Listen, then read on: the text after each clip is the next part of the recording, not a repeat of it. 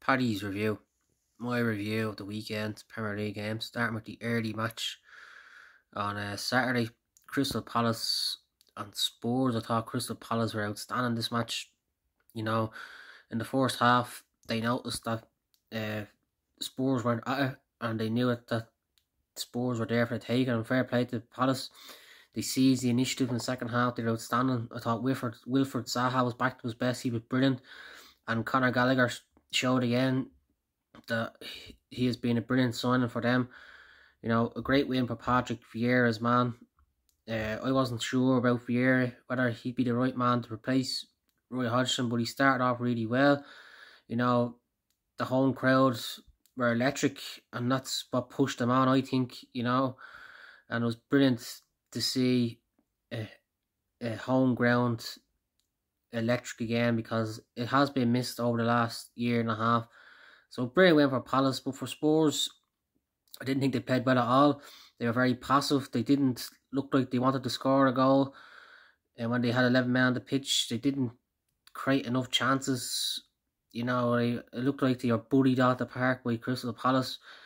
I know Tanyanga got sent off. He was probably their best defender, and it was always going to be struggling after that to get a result. But I just think that Spurs need to offer something different, play a certain way when they go away from home, because the game that they play would only suit them for certain games, whereas you go to tough away grounds, you just have to dig in and get a result regardless of what way you play. And I'm not sure whether Spurs can do that under Nuno.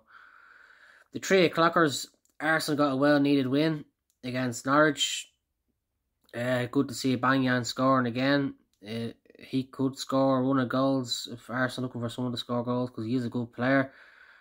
Brighton impress again on the road. They're a good side. Graham Potter has them playing a good brand of football, and in Trossard, he's a good player. He loves to get forward, loves to score. Surprised that no one tried to sign him in the summer, because I think he's a better player than Brighton. In the other 3 o'clockers, CR7 made his second debut for Manchester United. He scored 2 brilliant goals. You look at the goals he scored, and that's where he's going to be this season. He's going to be in the box. He's going to be a poacher. He's not able to take on players anymore. What he will do is he'll give you goals, and that's what United need, especially in those tight games, because last season they struggled against sides like Newcastle. A great goal with Bruno Fernandes. He started the season really well. Another 2 assists for Pogba. But I'd worry about United, because without the ball, when they lose the ball, they get very easy counter-attack. They're too open. There's no defensive, support in front of the back forward. They have Matic, but he can't really move around the pitch. And the defence, it's some players have pace, some players don't have pace. So that they could get vulnerable, especially when they play big teams ahead. Not just in the Premier League, when you go tough away grounds, when you're under a lot of pressure. I'm not sure United will get the results now because of being so open. Also, 3 o'clock, Man City ground out a win. That's what you have to do when you're champions. When you don't play well, get a result. And that's what they did. It was a good win for them.